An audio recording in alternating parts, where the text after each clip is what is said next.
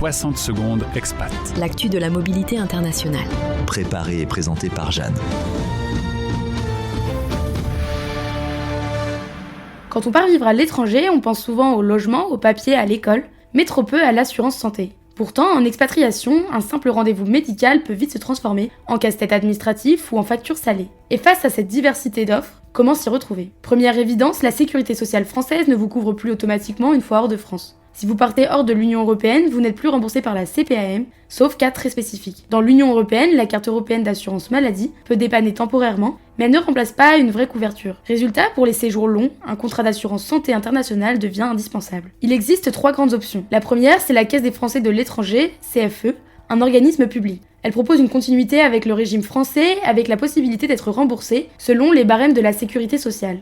Elle convient bien à ceux qui souhaitent conserver un lien administratif avec la France. Mais attention, elle ne couvre pas toujours à 100% et nécessite souvent une complémentaire santé privée en plus. La deuxième option, c'est une assurance privée internationale. Ces contrats proposés par des groupes comme April International, Allianz Care ou MSH sont souvent plus chers mais aussi plus complets.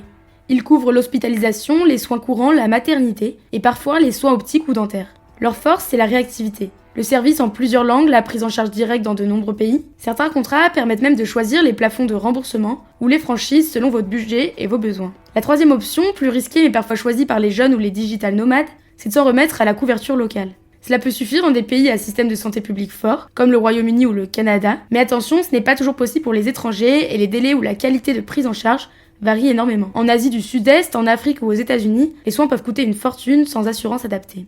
Et justement, parlons chiffres, selon l'OCDE, une journée d'hospitalisation aux États-Unis peut coûter entre 2 000 et 5 000 $, et une simple consultation chez un généraliste entre 100 et 300 $. En Thaïlande ou à Dubaï, une chirurgie mineure peut dépasser 5 000 €. D'où l'importance de vérifier les plafonds de couverture de votre contrat, mais aussi les exclusions. Maladies préexistantes, sport à risque, troubles psychiques, tout n'est pas pris en charge d'office. Un autre point souvent négligé, le rapatriement sanitaire.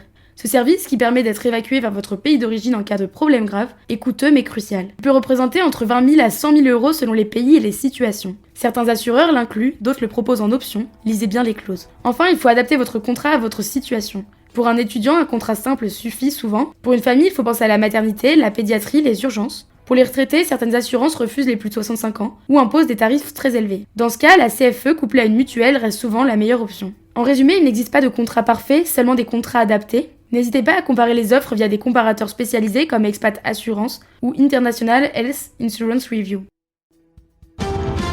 Retrouvez 60 secondes expat en podcast sur françaisdanslemonde.fr